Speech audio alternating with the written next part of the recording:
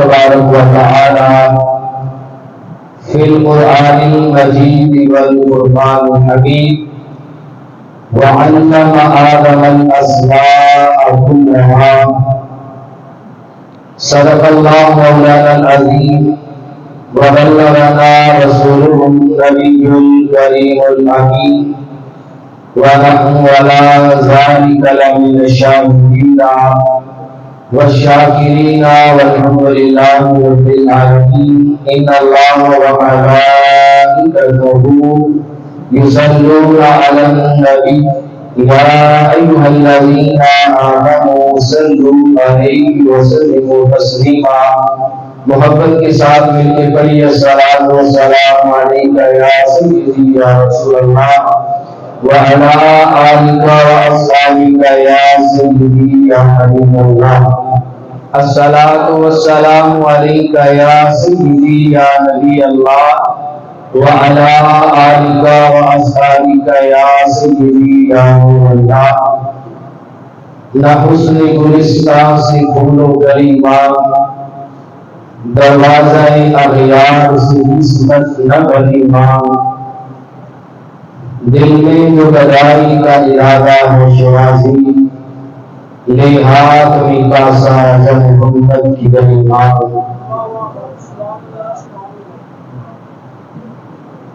اللہ جل مجدہ والا کی حمد و ثنا کے بعد آقا دو جہاں سرور انبیاء صلی اللہ علیہ وآلہ وسلم کے حضور ناز نے اپنی محبتوں کا خراج پیش کرنے کے بعد سامعین حاضرین السلام علیکم ورحمۃ اللہ وبرکاتہ۔ سامعین محتشم،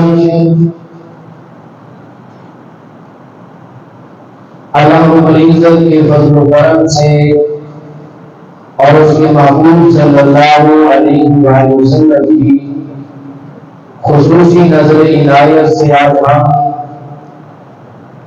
اس محفل مقدس میں حاضر ہیں۔ رب کائنات ہم سب کی حاضری اور مبارکہ ان کی مقبول منظور فرمائے۔ سامعین محتشم، آج کی اس نشست کا جو گفتگو کا موضوع ہے وہ ہے حضور علیہ السلام کا علم غیب۔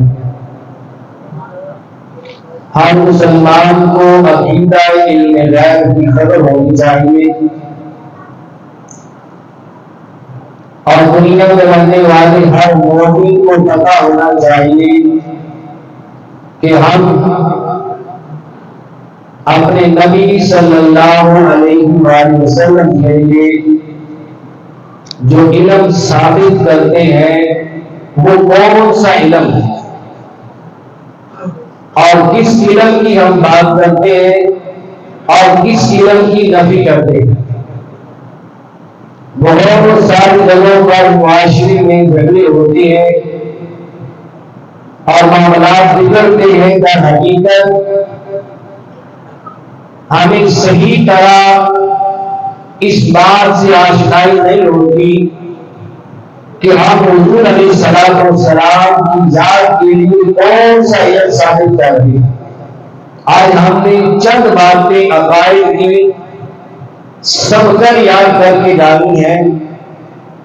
اگر کوئی ہم سے پوچھے تو مسلمان ہونے کے ناطے سے ہم یہ بات کہہ سکیں کہ ہمارے نبی کے علم کی وسعت کہاں تک ہے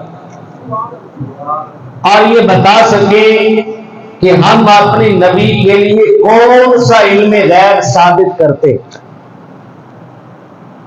یہ چیز، یہ بنیادی ایک نقطہ ہم نے اپنے ذہن میں بٹھانا ہے۔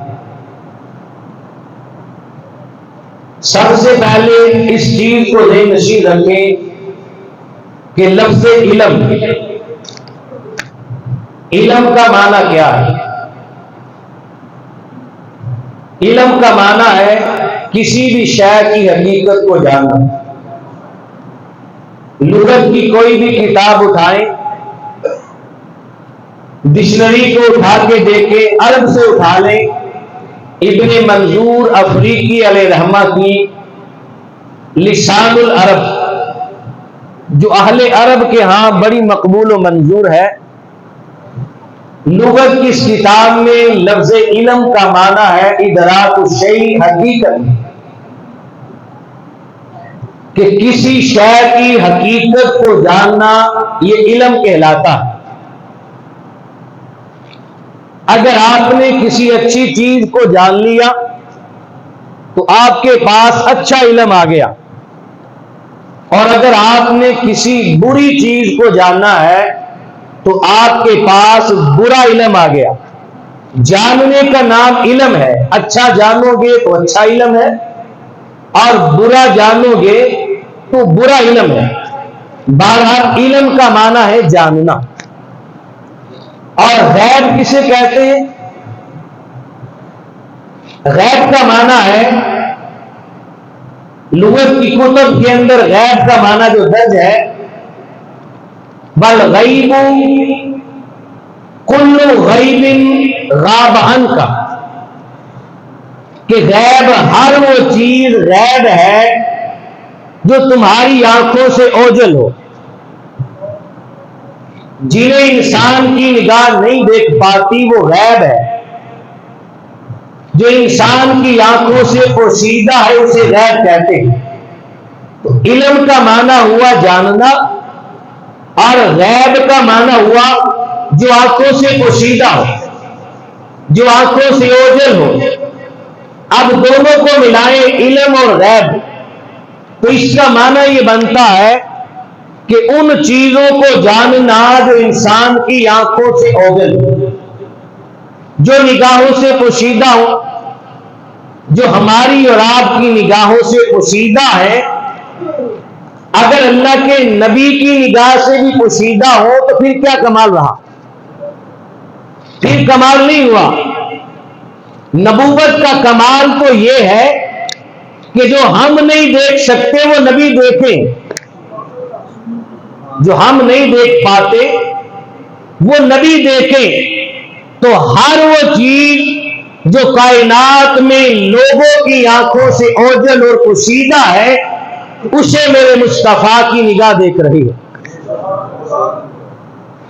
اور نگاہ مصطفیٰ سے پوشیدہ نہیں ہے. یہ میرے حبیب کا علم غیب ہے. اللہ تبارک و تعالیٰ نے قرآن مجید میں سورہ البقرہ میں پہلے سپارے میں ارشاد فرمایا وَعَلَّمَ آدَمَ الْأَسْمَاءَ كُلَّهَا، کہ اللہ تبارک و تعالیٰ نے حضرت آدم علیہ السلام کو کائنات کی تمام اشیاء کے نام سکھا دیے. کائنات کی تمام اشیاء کے نام سکھا دیے. اسماء کلھا، کل چیزوں کے نام سکھا دیے. اب اس آیت کریمہ کی تفسیر میں محدثین نے یہ بات بیان کی ہے کہ جتنی مخلوقات اس روح زمین پر قیامت تک پیدا ہونے والی ہیں، رب کائنات نے ہر مخلوق کی ہر چیز کا نام آدم علیہ السلام کو سکھا دیا. ہر مخلوق، چاہے وہ جانور ہو، چاہے چرند پرند ہو، حیوانات ہو، نباتات ہو، درخت ہو، پہاڑ ہو، پانی ہو، زمین ہو، ساتوں آسمان ہو، فرشتے ہو، زمینی مخلوق ہو. اور تفسیر خازن میں ہے حضرت عبداللہ ابن عباس رضی اللہ تعالیٰ عنہ صحابی رسول ہے، وہ فرماتے ہیں یہاں تک اللہ نے آدم علیہ السلام کو سکھایا کہ اگر دنیا کے اندر کسی ملک میں، بڑی قابل توجہ بات ہے، کسی ملک میں، کسی شہر میں، کسی گاؤں میں، کسی گلی میں، کسی محلے میں، پھر کسی گھر میں، اور گھر کے کسی خفیہ کونے کے اندر اگر ایک پیالی پڑی ہوئی ہے یا مٹی کا پیالہ ہے، اللہ پاک نے آدم علیہ السلام کو اس پیالی اور پیالے کا بھی نعمت عطا فرما دیا. یہ تفسیر خازن میں ہے، عبداللہ ابن عباس رضی اللہ تعالیٰ عنہ کا فرمان، صحابی رسول کا، کہ ایک پیالی بھی علم آدم علیہ السلام سے خارج نہیں ہے، اللہ نے اس کا بھی علم آدم علیہ السلام کی جولی میں ڈال دیا۔ اور پھر امام محمود آلوسی علیہ رحمہ اس آیت کریمہ کی تفسیر کرتے ہوئے فرماتے ہیں کہ المراد بہا اسماء ما کان وما یکون الی یوم القیامہ، میں اسماء کلھا، تمام چیزوں کے نام اللہ نے آدم علیہ السلام کو سکھائے۔ اس کا مطلب یہ ہے کہ جو کچھ پہلے ہو چکا ہے اور جو پھر قیامت تک ہونے والا ہے، اللہ پاک نے ہر چیز کا علم حضرت آدم علیہ السلام کو سکھا دیا۔ یہ قرآن مقدس کی آیت اور اس کی تفسیر بتا رہا، جسے امام آلوسی علیہ رحمہ نے نقل کیا۔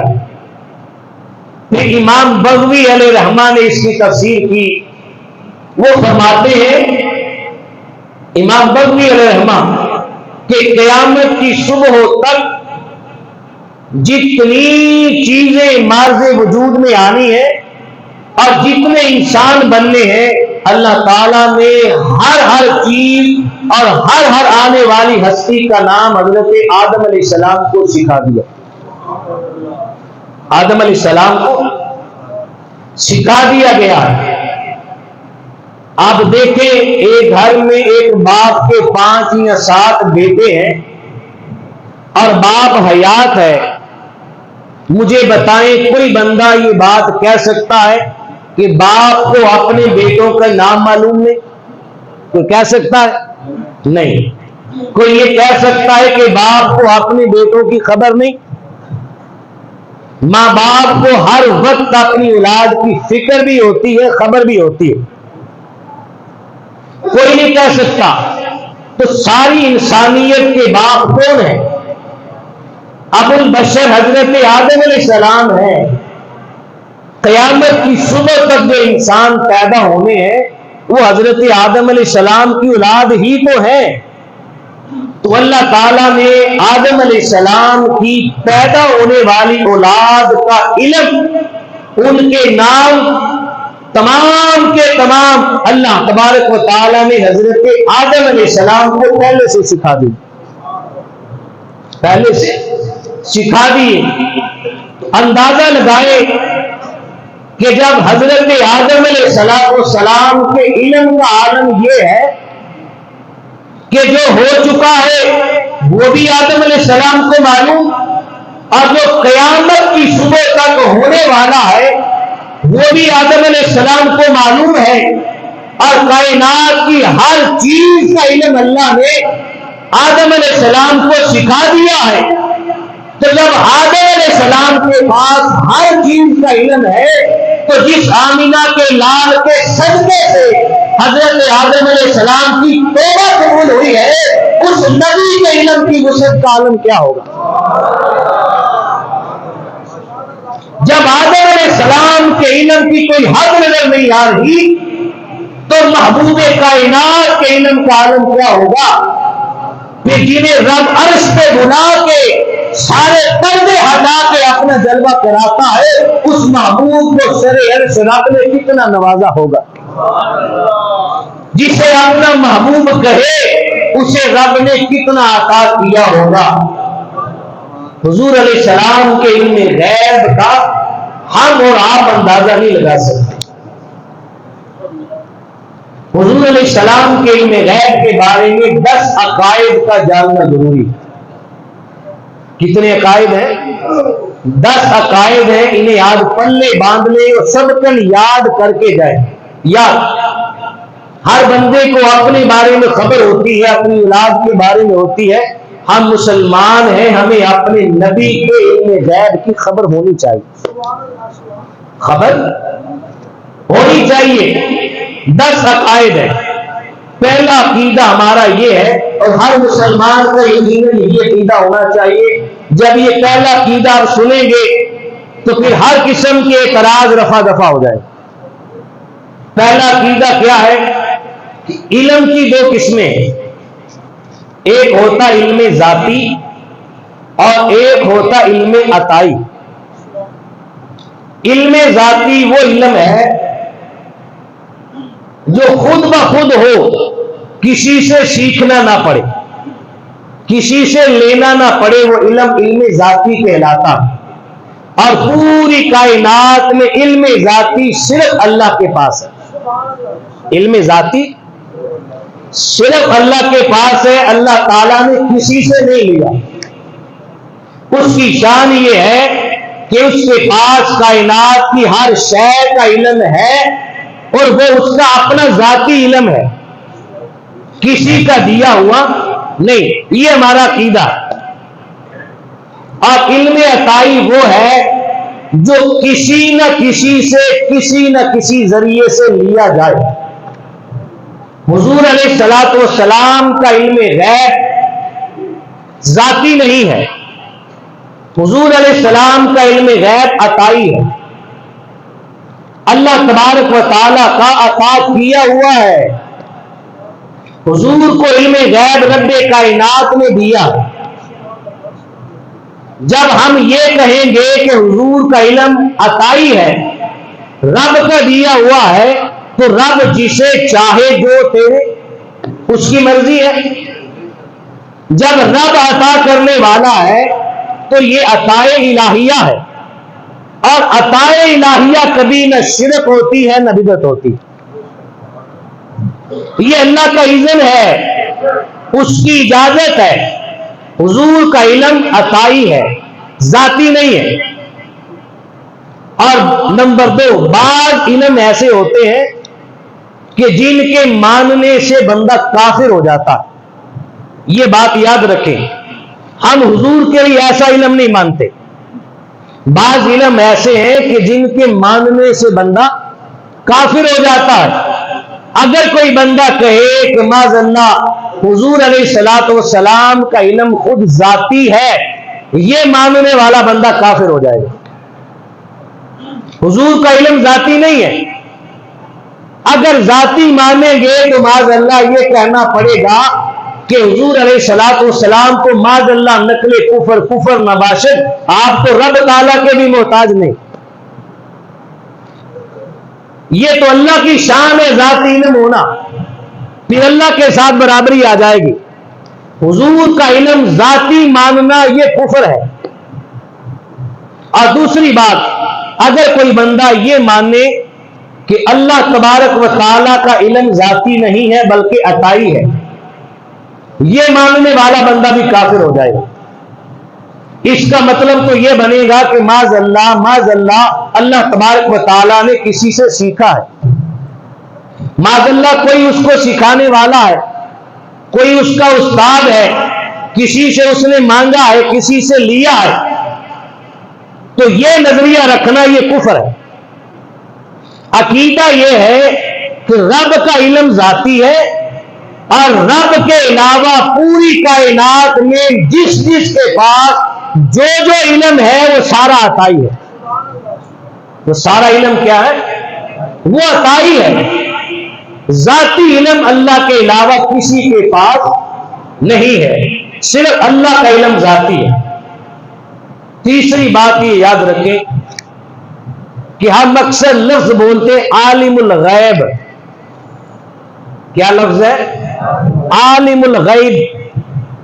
یہ عالم الغیب کا لفظ جو ہے یہ صرف اللہ تعالیٰ کے لیے بولا جاتا۔ عالم الغیب کا لفظ حضور علیہ السلام کے لیے نہیں بولا جاتا۔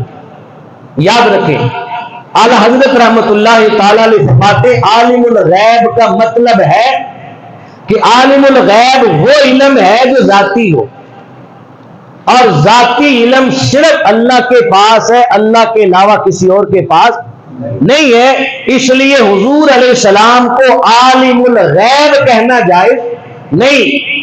یہ کہیں گے کہ حضور کو اللہ نے علم غیب دیا ہے اور کائنات کی ہر چیز کا دیا ہے، لیکن یہ نہیں کہیں گے کہ حضور عالم الغیب ہے، کیونکہ عالم الغیب ہونا اس کا مطلب یہ ہے کہ بندے کے پاس ذاتی علم ہونا ہے، اور ذاتی علم صرف اللہ کے پاس ہے، کسی اور کے پاس نہیں۔ عالم الغیب والشہادہ، یہ لفظ صرف اللہ تعالیٰ کی ذات کے ساتھ خاص ہے۔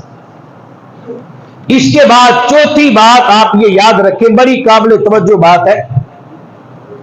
ایک ہوتا ہے غیر متناہی اور ایک ہوتا ہے متناہی۔ غیر متناہی کہتے ہیں جس کی کوئی حد نہ ہو، لامحدود ہو، ان لمیٹڈ ہو، اور متناہی کہتے ہیں جس کی کوئی حد ہو۔ اللہ تبارک و تعالیٰ کا جو علم ہے وہ غیر متناہی ہے۔ اللہ کا علم کیا ہے؟ غیر متناہی، یعنی اللہ کے علم کی کائنات میں کوئی حد نہیں۔ اللہ کے علم کو کسی پیمانے میں تولا نہیں جا سکتا، کسی حد میں بند نہیں کیا جا سکتا، اللہ کے علم کو شمار نہیں کیا جا سکتا، اس کی انتہا نہیں ہے، وہ بے حد ہے۔ تو اللہ تبارک و تعالیٰ کا علم ہے غیر متناہی، جو کسی حد میں نہ آئے اور کسی شمار میں نہ آئے۔ حضور علیہ الصلوۃ والسلام کا علم متناہی ہے۔ کیا ہے؟ متناہی۔ حضور کے علم کی حد ہے، لیکن اگر ہم تولنا چاہیں تو ہم تول نہیں پائیں گے۔ ہم تو حد ہے لیکن ہمارے سامنے بے حد ہے، حد ہو کر بھی ہم اس کی حد مقرر نہیں کر سکتے۔ اسی لیے علماء نے لکھا ہے کہ اگر سمندر ہے، سمندر، اور چڑیا آ کر سمندر میں سے ایک چونچ مارے اور اس کی چونچ میں پانی کا ایک قطرہ آ جائے، وہ پانی کا ایک قطرہ لے کے اڑ جائے، تو چڑیا کی چونچ میں پانی کا قطرہ سمندر سے آیا ہے، مجھے بتائیں سمندر کی شان میں کمی ہوئی کوئی؟ نہیں۔ سمندر کا پانی کم ہوا؟ نہیں ہوا۔ تو چڑیا کی چونچ میں جو پانی کا قطرہ آیا ہے، یہ ساری کائنات کی مخلوق کا علم ہے۔ ساری کائنات کی، ساری کائنات میں جتنا علم ہے، انبیاء، اولیاء، صلحاء، عام انسان، جن جن کے پاس جو علم ہے وہ نبی کریم کے علم کے سامنے ایسے ہے جیسے چڑیا کی چونچ میں پانی کا ایک قطرہ۔ یہ ساری مخلوق کا علم ایک قطرے کے برابر ہے، اور میرے اور تیرے نبی کا علم ساری مخلوق کے مقابلے میں سمندر کے برابر ہے۔ کیا ہے؟ سمندر کے برابر ہے۔ نبی کا علم سمندر ہے اور مخلوق کا علم اس میں ایک قطرہ ہے۔ لیکن یہ مثال اگر اللہ کے مقابلے میں دینا چاہیں تو یہ مثال نہیں دے سکتے۔ بعض لوگوں نے یہ کہا کہ حضور کا علم ایک قطرہ ہے، رب کا علم سمندر ہے، یہ بات غلط ہے۔ سمندر کہیں گے تو سمندر کی حد ہو جائے گی، ساری کائنات کے سمندر ملا دیے جائے، رب کے علم کو نہیں تولا جا سکتا۔ اس کا علم غیر متناہی ہے، کسی حد میں نہیں آتا، کسی پیمانے میں نہیں آتا، اور میرے حبیب کا علم کیا ہے؟ متناہی ہے۔ پھر اس کے بعد پانچویں بات یاد رکھیں کہ حضور علیہ الصلوۃ والسلام کا علم حادث۔ کیا ہے؟ حادث۔ حادث کا معنی ہوتا ہے جو پہلے نہیں تھا پھر اللہ کے عطا کرنے سے ہوا۔ اللہ تعالیٰ نے جب اپنے حبیب کو علم غیب دیا تب سے حضور کا علم غیب ہے۔ جب اللہ نے عطا نہیں فرمایا تھا اس سے پہلے نہیں تھا۔ قرآن مجید کی آیت کریمہ اس پہ شاہد ہے، وَعَلَّمَكَ مَا لَمْ تَكُنْ تَعْلَمْ وَكَانَ فَضْلُ اللَّهِ عَلَيْكَ عَظِيمًا۔ اے حبیب صلی اللہ علیہ وسلم، جو کچھ آپ نہیں جانتے تھے ہم نے آپ کو ہر چیز کا علم عطا فرما دیا۔ تو حادث کا مطلب ہے کہ جو پہلے نہیں تھا پھر اللہ کے عطا کرنے سے ہوا۔ حضور علیہ السلام کا علم حادث ہے، قدیم نہیں کہیں گے کہ ہمیشہ سے۔ قدیم علم جو ہے وہ اللہ تبارک و تعالیٰ کا۔ پھر اس اس کے بعد یہ بات ذہن نشین رکھیں کہ حضور علیہ الصلوۃ والسلام کا جو علم ہے یہ بڑی قابل توجہ بات ہے. حضور علیہ السلام کا جو علم ہے یہ بھی تدریج ہے. 40 سال کی عمر پاک میں اللہ نے اپنے حبیب کو قرآن عطا فرمایا اور پہلی وحی آئی. 23 سال کے عرصے میں قرآن دھیرے دھیرے آہستہ آہستہ جتنی ضرورت ہوتی تھی ایک آیت کی، ایک رکوع کی، ایک سورت کی، ایک مضمون کی، چند آیتوں کی، جس قدر حاجت اور ضرورت ہوتی تھی رب اتنا قرآن نازل کرتا تھا. تو حضور علیہ السلام کو تدریجاً آہستہ آہستہ اللہ پاک نے ترقی دی اور 23 سال کے عرصے میں جہاں قرآن مکمل ہوتا ہے اسی 23 سال کے عرصے میں حضور علیہ السلام کا علم مکمل ہوتا.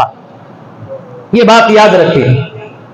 کوئی بندہ کہے کہ حضور علیہ السلام نے فلاں جگہ پر فلاں چیز نہیں بتائی، اس کا مطلب ہے کہ حضور علیہ السلام کو فلاں چیز کا علم نہیں. بھائی ہمارا ایمان اور عقیدہ اور نظریہ یہ ہے کہ حضور کا علم اللہ پاک نے اکٹھا ایک بار سارا عطا نہیں کیا. قرآن 23 سال میں اترا. حضور علیہ السلام کا علم تدریجاً تھا، آہستہ آہستہ ترقی پذیر ہوا اور آخری عمر میں جا کر اللہ تبارک و تعالیٰ نے کون و مکان کی ہر شے کا علم اپنے محبوب کی جوانی میں ڈال دیا. زندگی کے درمیان میں کوئی بندہ یہ نہیں کہہ سکتا کہ حضور کو اس چیز کا علم نہیں. آخری عمر میں جا کر کوئی کہے تو آخری عمر میں حضور کا علم کمپلیٹ ہے. اللہ نے ہر شے کا علم عطا فرمایا ہے.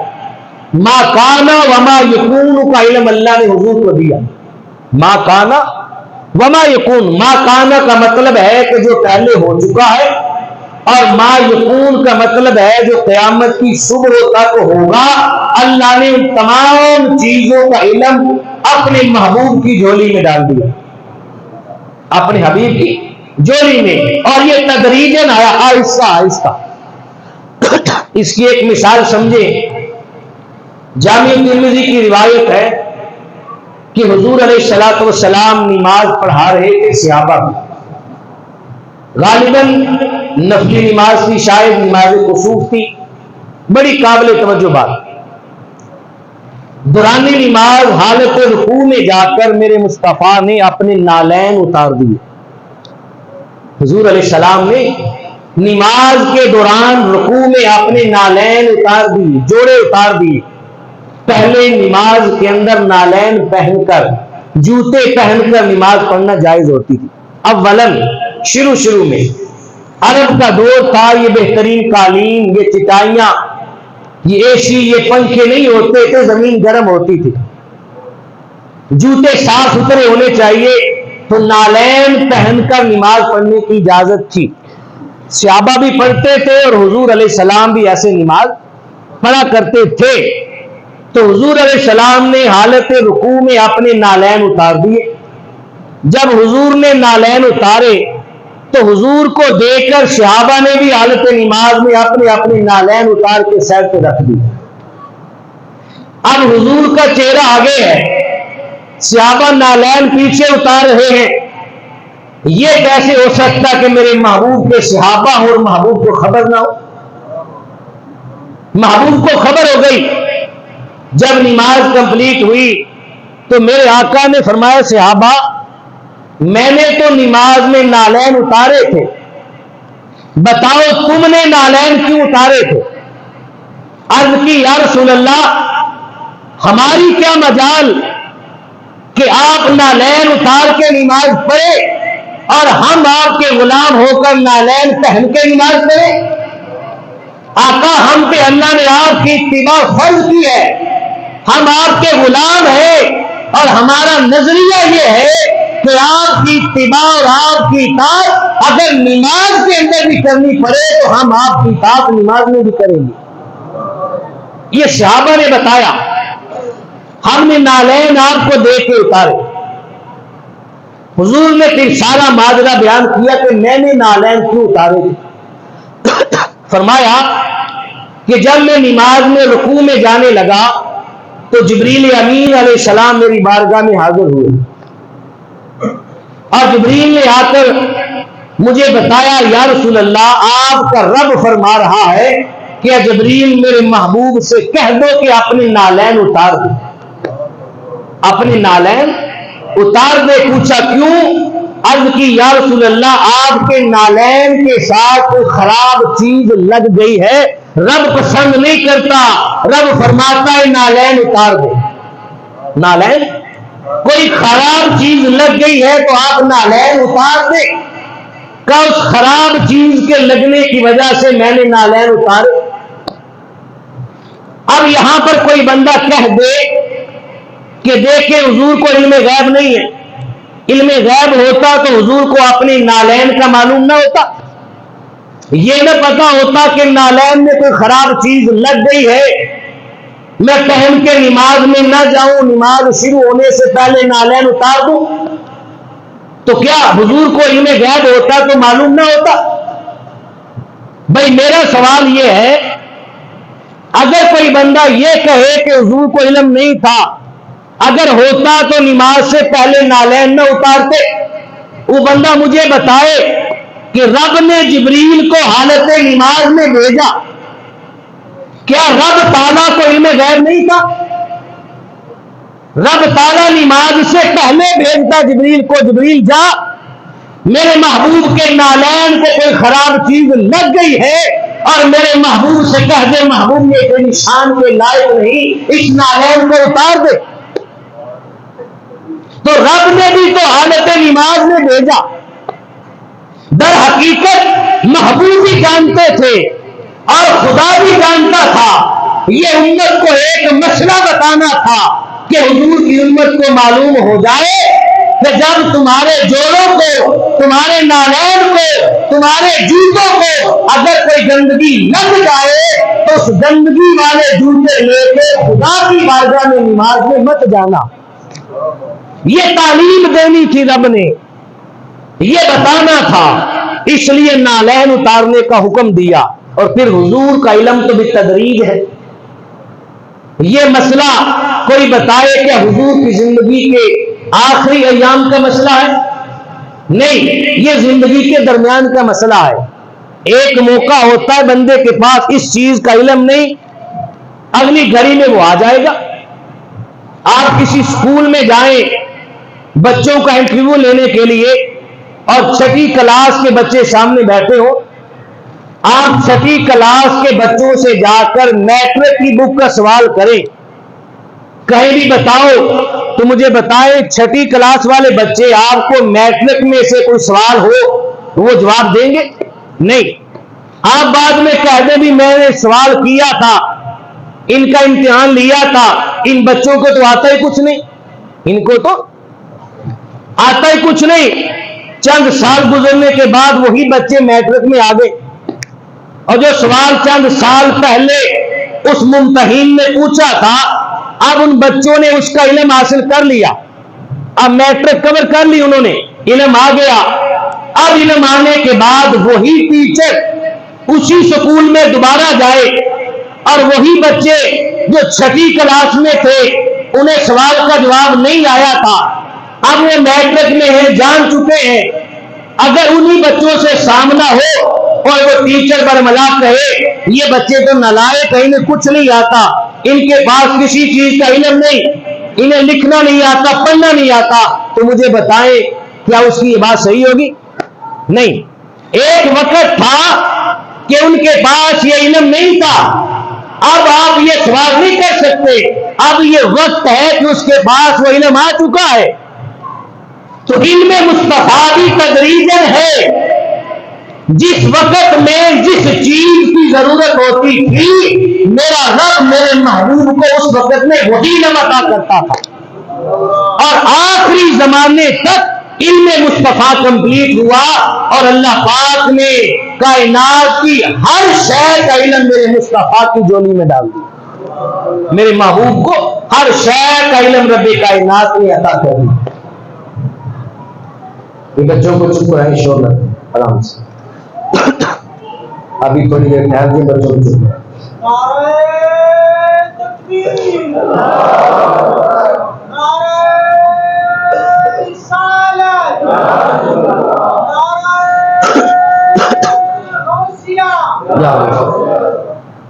نعرہ تحقیق، تاجدار ختم نبوت، تاجدار ختم نبوت، میلاد مصطفیٰ، میلاد مصطفیٰ۔ سماعت کیجیے، لفظ نبی ہے، نبی۔ آج کے بعد آپ نے یہ تعلیم لے کے جانی ہے کہ ہم تو نبی پر ایمان رکھتے ہیں، لفظ نبی کا معنی کیا ہے؟ ہر چیز خود بخود ظاہر ہو جائے گی۔ لغت کی کوئی بھی کتاب اٹھا کے دیکھیں، کسی بھی ڈکشنری کو لے، عرب کی ہو، عجم کی ہو، کوئی بھی، لفظ نبی کا آپ کو معنی ملے گا غیب کی خبریں بتانے والا۔ لفظ نبی کا معنی کیا ہے؟ غیب کی خبریں بتانے والا، غیب کی باتیں بتانے والا۔ تو نبی کا معنی ہی یہ ہے غیب کی خبریں بتانے والا۔ جس کا معنی ہی غیب بتانے والا ہو، پھر کوئی بندہ کہے نبی کو علم غیب نہیں، اسے کہے نادان، نبی کے معنی پہ غور کر۔ آپ کسی ڈاکٹر کے پاس جائیں، MBBS ڈاکٹر ہو، اس کے پاس میڈیسن لینے کے لیے جائیں اور جا کر ڈاکٹر سے آپ سوال کریں، ڈاکٹر صاحب کیا آپ کو انجیکشن وغیرہ لگانا آتا ہے؟ ڈاکٹر سے سوال کریں تو ڈاکٹر کہے گا بھی آپ بے وقوف ہو، آپ کی مت ماری گئی ہے، انجیکشن لگا لگا کے ہی تو میں ڈاکٹر بنا ہوں۔ ایک بار مجھے کہتے ہو ڈاکٹر صاحب، اور پھر کہتے ہو انجیکشن لگانا آتا ہے کہ نہیں آتا؟ بھئی یا تو ڈاکٹر نہ کہو یا پھر انجیکشن کا سوال نہ کرو۔ جو ڈاکٹر ہوگا اسے انجیکشن لگانا بھی آتا ہوگا۔ آپ کسی اکھاڑے میں چلے جائیں، کسی پہلوان کے پاس، وہ پہلوانی کے لیے تیار ہو، آپ جا کے اسے کہیں پہلوان صاحب مجھے بتائیں کہ آپ کو کشتی کرنی آتی ہے؟ وہ کہے گا تم پاگل ہو، نظر نہیں آتا اکھاڑے میں کھڑا ہو اور مجھے پہلوان بھی کہہ رہے ہو اور پھر پوچھتے ہو کشتی کرنی آتی ہے کہ نہیں؟ یا تو مجھے پہلوان نہ کہو یا پھر کشتی کا سوال نہ کرو۔ اسی طرح یہ آپ کے سامنے قاری صاحب بیٹھے ہیں، آپ کہہ دیں قاری صاحب، تو قاری کا معنی ہے قرآن پڑھنے والا۔ کیا پڑھنے والا؟ قرآن۔ آپ کہہ دیں قاری صاحب کیا آپ کو قرآن پڑھنا آتا ہے؟ تو جو سنے گا وہ آپ کے سوال پہ ہنسے گا، کہے گا یہ بندہ پاگل ہو گیا، ایک بار کہتا ہے قاری صاحب اور دوسری بار کہتا ہے قرآن پڑھنا آتا ہے کہ نہیں آتا؟ ارے قاری صاحب کا معنی ہی یہ ہے قرآن پڑھنے والا۔ تو جب کہہ دیا کہ رب کے نبی ہے، انہیں نبی مان لیا، نبی ماننے کے بعد پھر سوال کرنا کہ غیب کا علم نہیں ہے، اس سے بڑی جہالت کوئی نہیں ہے۔ اس لیے کہ نبی کا معنی ہی ہے غیب کی باتیں بتانے والا۔ جب نبی مان لیا پھر کہنا غیب نہیں، یہ تو جہالت ہے۔ اور ایسی جہالت میں کئی ابو جہل قربان کہ نبی مانا اور کہا غیب نہیں، یہ عجیب بات ہے۔ ایسا کہنے والے بندے کو بندہ کیا کہے؟ نبی کا معنی ہے غیب کی خبریں دینے والا، غیب کی باتیں بتانے والا۔ رب کی عطا سے میرے محبوب کو کون و مکان کی ہر شے کا علم ہے جو رب کائنات نے عطا کیا۔ بلکہ آگے حضور تو خیرات باندھتے ہیں۔ کیا باندھتے ہیں؟ خیرات۔ لفظ نبی کا معنی ایک مثال سے واضح کرتا ہوں۔ حدیث پاک آپ نے بے شمار مرتبہ سنی ہوگی، جس پوائنٹ کو میں لے رہا ہوں بڑی قابل توجہ بریک بات ہے، دھیان سے سنیے گا، اللہ آپ کی سمجھ میں یہ بات ڈالے۔ ابو جہل جہالت کا باپ اپنی مٹھی کو بند کرتا ہے، اس میں چند کینکنے رکھتا ہے اور نبی کے علم غیب کا امتحان لینے کے لیے کافر ابو جہل نبی کی بارگاہ میں آتا ہے اور آ کر کہتا ہے اے عبداللہ کے بیٹے محمد صلی اللہ علیہ وسلم، وہ نبی تو نہیں مانتا تھا نا، اے عبداللہ کے بیٹے محمد بتا میری مٹھی میں کیا ہے، میری مٹھی میں کیا ہے؟ میرے محبوب صلی اللہ علیہ وسلم نے ابو جہل کی طرف دیکھا اور دیکھ کے فرمایا ابو جہل تو مجھ سے پوچھ رہا ہے کہ تیری مٹھی میں کیا ہے، بول میں بتاؤں تیری مٹھی میں کیا ہے، یا تیری مٹھی والی چیز خود بول کے بتائے کہ میں کون ہوں؟ تیری مٹھی کی چیز خود بول کے بتائے کہ میں کون ہوں۔ وہ کہنے لگا بہت اعلیٰ، معاملہ سادہ اور سمپل تھا، آپ نے بڑا کریٹیکل بنا دیا اس کو، یہ تو بڑی بڑھیا بات ہے، مٹھی کی چیز خود بولے، بتائیں میری مٹھی میں کیا ہے۔ اب میں آپ سے پوچھتا ہوں، سوال کرتا ہوں، توجہ میری طرف رکھیں، یہ میں نے کاغذ کا ٹکڑا لیا ہے، اسے میں نے اپنی مٹھی میں بند کر لیا اور میں نے آپ سے سوال کیا بتائیں میری مٹھی میں کیا ہے، تو کیا بتائیں گے؟ کاغذ کا ٹکڑا جب میں نے مٹھی کھولی تو مٹھی میں کچھ نہیں تھا، مٹھی میں کچھ نہیں تھا، مٹھی خالی تھی۔ ابو جہل جو کینکریاں اپنی مٹھی میں رکھ کے لایا، نبی کے سامنے آیا اور نبی کے علم غیب کا امتحان لینے لگا کہ عبداللہ کے بیٹے محمد بتا میری مٹھی میں کیا ہے۔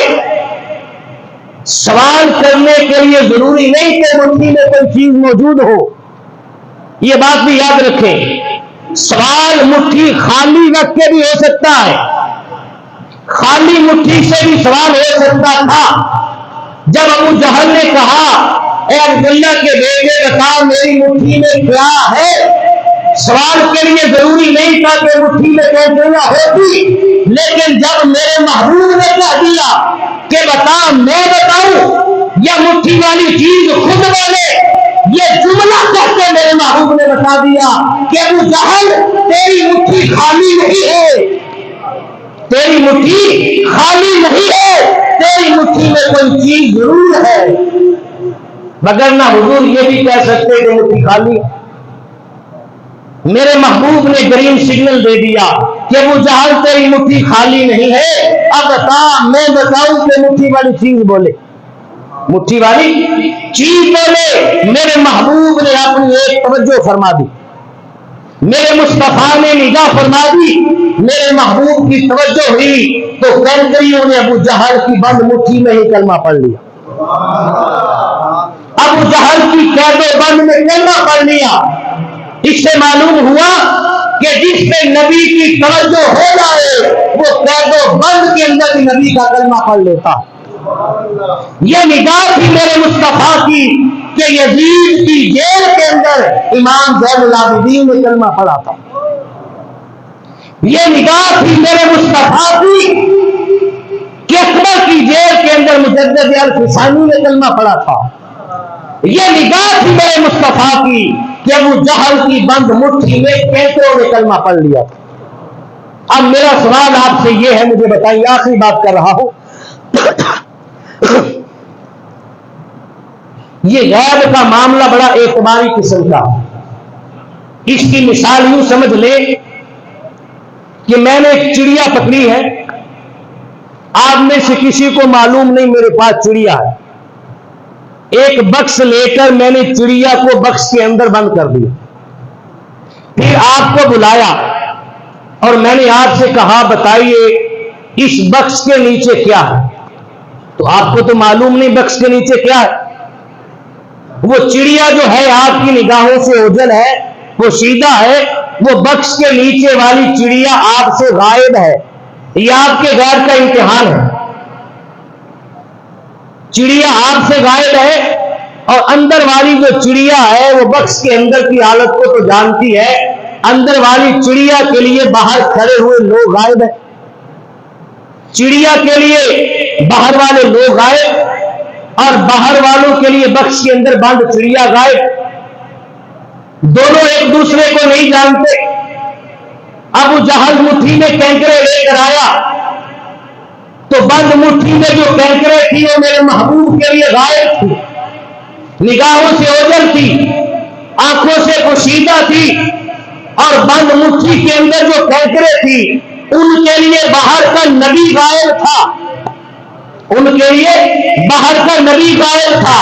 میرے مصطفیٰ نے کینکروں پہ توجہ کر کے اندر ہی کلمہ پڑھا کے اس بات کا اعلان کر دیا کہ لوگوں میرے علم غیب کا امتحان نہ لینا، اگر میں بند مٹھی میں کینکر پہ توجہ کر دوں تو بند مٹھی میں کینکریں بھی غیر دان ہو جاتی ہے۔ نبی نے تو اپنے علم سے بتایا کہ اندر کینکریں ہیں، یہ بتاؤ ان کینکریوں کو کس نے بتایا کہ باہر نبی کھڑا ہے؟ کینکریوں کو کون بتا دیا کہ باہر نبی ہے؟ ارے نبی تو جانتے ہیں، اگر نبی کی توجہ ہو جائے تو اندر کینکریں بھی جانتی ہیں غیب کیا ہے، وہ بھی غیب دان نبی کو جان گئی۔ آخری بات ختم کر رہا ہوں۔ عبداللہ ابن عباس رضی اللہ تعالی عنہ صحابی رسول ہے، اور ان کے علم کا اندازہ آپ یوں لگائیں، ان کی شان کا اندازہ یوں لگائیں، نام پہلے بے شمار مرتبہ آپ نے سنا ہے، صحابی ہے، مفسر قرآن ہے، عبداللہ ابن عباس رضی اللہ تعالی عنہ معمولی ہستی نہیں، یہ وہ ہستی ہے جن کو حضور فرماتے تھے اِنَّا حَبْرَ الْأُمَّةِ اِنَّا هَذِهِ حَبْرَ الْأُمَّةِ، یہ عبداللہ ابن عباس میری امت کا قرآن کا سب سے بڑا عالم، قرآن کا سب سے بڑا عالم عبداللہ ابن عباس، حضور نے کہا میری امت کا سب سے بڑا مفسر قرآن عبداللہ ابن مسعود ہے، عبداللہ ابن عباس ہے۔ عبداللہ ابن مسعود رضی اللہ عنہ نے فرمایا کرتے تھے کہ قرآن کا سب سے بڑا ترجمان عبداللہ ابن عباس ہے، عبداللہ ابن عباس سب سے بڑے مفسر، سب سے بڑے، اور حضور کی سینکڑوں حدیثیں روایت کرنے والے عبداللہ ابن عباس رضی اللہ تعالیٰ آپ کو حضور نے اپنے علم کا حصہ دیا، آپ لوٹا لے کر حضور کی بارگاہ میں وضو کے لیے پیش کرتے تھے۔ ایک دن حضور نے سینے سے لگایا اور کہا میری امت کا سب سے بڑا قرآن کا عالم عبداللہ ابن عباس ہے، میری امت کا سب سے بڑا مفسر قرآن عبداللہ ابن عباس ہے میری امت کا۔ وہ عبداللہ ابن عباس رضی اللہ تعالیٰ عنہ، بڑی حیرانگی کی بات ہے، جب حضور کا وصال ہوا تو عبداللہ ابن عباس رضی اللہ تعالی عنہ کی عمر پاک 13 سال تھی۔ کتنی تھی؟ 13 سال، ابھی بالغ بھی نہیں ہوئے تھے۔ اور جب حضور نے یہ فرمان جاری کیا کہ عبداللہ ابن عباس مفسر قرآن ہے، یہ اپنے وصال سے 2 سال پہلے یا 3 سال پہلے یا 4-5 سال پہلے کا فرمان تھا۔ اگر 2 سال پہلے ہو تو عبداللہ ابن عباس کی عمر اس وقت 11 سال تھی، اگر 3 سال کا ہو تو عمر 10 سال تھی، 4 ہو تو 9 سال تھی، اور 5 سال پہلے فرمان ہو تو عمر پاک 8 سال تھی۔ جب عبداللہ ابن عباس کی عمر 8، 9 یا 10، 11 سال تھی، اس زمانے میں سیدنا صدیق اکبر موجود تھے، سیدنا فاروق اعظم موجود تھے، سیدنا عثمان غنی موجود تھے، مولا علی شیر خدا موجود تھے، ابو ہریرہ رضی اللہ تعالیٰ عنہ جیسے راویان حدیث موجود تھے، انس ابن مالک موجود تھے۔ ان جلیل و قدر صحابہ کی موجودگی میں اور بزرگ صحابہ کی موجودگی میں میرے مصطفیٰ ایک 8، 9، 10 یا 11 سال کے بچے کو فرما رہے ہیں یہ میری امت کا سب سے بڑا قرآن کا مفسر ہے، قرآن کا مفسر ہے۔ عبداللہ ابن عباس فرماتے ہیں میں حیران تھا کہ ابھی تو قرآن کی تفسیر حضور کے زمانے میں شروع نہیں ہوئی، کیونکہ قرآن حضور کے زمانے میں جمع ہی نہیں ہوا تھا۔ تفسیر قرآن کا کام تو ابوبکر صدیق کے زمانے میں شروع ہوا، بعد میں جب قرآن جمع ہوا کہ حضور نے مفسر قرآن کا لقب دے دیا، ابوبکر صدیق کی موجودگی میں کہا کہ عبداللہ ابن عباس مفسر قرآن ہے، یہ قرآن کے سب سے بڑے عالم ہے اور ابھی نابالغ ہے۔ کہا بعد میں اندازہ ہوا جا کر جب وہ مفسر قرآن بنے اور زمانے کو اپنی تفسیر سے انہوں نے آشنا کیا، ہر جگہ دیکھے عبداللہ ابن عباس کا ڈنکا بجتا ہے. جہاں تفسیر القرآن کا نام آئے گا عبداللہ ابن عباس کا نام پہلی صف میں آئے گا. عبداللہ ابن عباس رضی اللہ تعالیٰ عنہ فرماتے ہیں کہ جو مجھے حضور نے مفسر قرآن کہا، اب میں یہ راز کھولتا ہوں کہ یہ مفسر قرآن اور قرآن کا سب سے بڑا عالم ہونے کا یہ درجہ اور یہ لقب مجھے کیسے ملا، کہاں سے ملا. آپ فرماتے ہیں یہ جتنا علم میرے پاس ہے اور جو علم کا خزانہ میرے پاس ہے، جس کی بنا پر تاجدار کائنات نے مجھے مفسر قرآن کہا ہے، لوگوں سنو، یہ سارا کا سارا علم جو ہے یہ میں نے مولا علی شیر خدا سے لیا ہے. کس سے لیا ہے؟ مولا علی شیر خدا سے لیا ہے. حضور کی موجودگی میں تو آپ ابھی بچے تھے اور کچھ علم لیا کچھ نہیں لیا. کہا یہ سارا علم میں نے علی المرتضیٰ شیر خدا سے لیا. اور علی المرتضیٰ شیر خدا رضی اللہ تعالیٰ عنہ سے پوچھا گیا کہ آپ نے یہ سارا علم کہاں سے لیا ہے؟ علی المرتضیٰ شیر خدا فرماتے ہیں کہ میں ساتوں زمینوں کی تہ میں بھی اور ساتوں آسمانوں کے اندر بھی بالکل ایسے سامنے دیکھتا ہوں جیسے رائی کے دانے کی طرح سب کچھ میرے سامنے حاضر ہے. پوچھا یہ علم کہاں سے لیا؟ تو علی المرتضیٰ شیر خدا فرماتے ہیں کہ جب تاجدار کائنات کا وصال ہوتا ہے، میرے محبوب کے وصال کے بعد جس ہستی نے تاجدار کائنات کو غسل دیا تھا وہ علی المرتضیٰ شیر خدا تھے. علی المرتضیٰ شیر خدا نے مصطفیٰ کریم علیہ السلام کو اپنے ہاتھوں سے غسل دیا. آخری غسل کا جب غسل دے کے فارغ ہوا، میں نے حضور کے چہرے کا دیدار کرنا چاہا، دیکھا تو میرے محبوب کی آنکھوں کی پلکوں پر پانی کا ایک قطرہ ٹپک رہا تھا.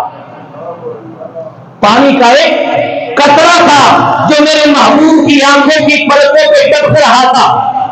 میں نے دیکھا یہ قطرہ ہے پانی کا، اب اسے خشک کیسے کروں، اسے صاف کیسے کروں. کا بڑی دیر دیکھتا رہا، جب مجھ سے رہا نہ گیا تو میں حضور کے قریب ہوا اور میں نے اپنی زبان نکالی اور اپنی زبان کو مصطفیٰ کے منہ پر رکھا اور پانی کا قطرہ میں نے حضور کی پلکوں سے اپنی زبان سے چوس لیا. جس دن سے نگاہ مصطفیٰ سے وہ پانی کا قطرہ چوسا ہے، اس دن سے رب کائنات نے آسمان کیا پھر زمین کیا، ساتوں آسمان اور زمینوں کے پردے میری نگاہوں سے اٹھا دیے. اب ہر چیز کا علم علی المرتضیٰ کے سینے میں ڈال دیا گیا ہے. لوگوں، جس نے نگاہ مصطفیٰ سے ایک قطرہ پیا ہے اس کے علم کا عالم یہ ہے، تو پھر مصطفیٰ کی نگاہ بصارت کا عالم کیا ہوگا؟ پھر میرے محبوب کے علم کا کیا ہوگا؟ اگر محبوب ایک قطرہ دے جائے تو ساتوں زمین اور آسمانوں کے پردے اٹھا دیے جاتے ہیں. جنہیں خود خدا نے دیا ہو ان کے علم کا عالم کیا ہوگا؟ ان کے علم کا عالم کیا ہوگا؟ ہمارا یہ نظریہ ہے کہ اللہ پاک نے اپنے حبیب کو ما کان و ما یکون کا علم عطا فرمایا. جو ہو چکا ہے وہ بھی حضور کو معلوم ہے اور جو آگے ہونے والا ہے وہ بھی حضور کو معلوم ہے.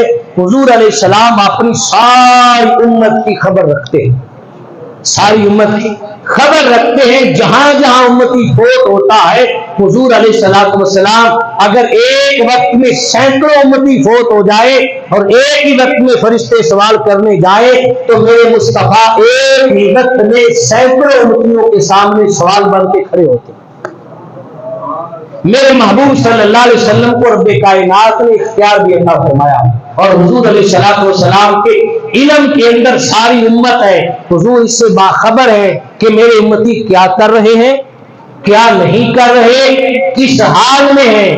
اس لیے امت کو چاہیے کہ اپنے نبی سے اپنا تعلق مضبوط کرے، اپنے نبی سے اپنا رشتہ پختہ کرے، اور پختہ کرنے کے لیے سب سے بہترین چیز اور سب سے پہلی سیڑھی ہماری نماز ہے. نماز کو ادا کرے اور اپنے نبی صلی اللہ علیہ وسلم کا جب بھی نام آئے تو حضور علیہ السلام کے بارے میں کوئی بھی بات کرنی ہو ادب کے ساتھ، دین لہجے میں بغیر سوچے سمجھے پڑھے لکھے سنے اپنی زبان سے کوئی ایسا جملہ نہ نکالیں جس سے حضور علیہ السلام کی بے ادبی ہو، حضور ناراض ہو جائے اور ہمارا ایمان ضائع ہو جائے۔ اللہ پاک ہم سب کو جو سنا جو سنایا اس کے عمل کی توفیق اور سعادت نصیب فرمائے۔ وما علینا الا البلاغ۔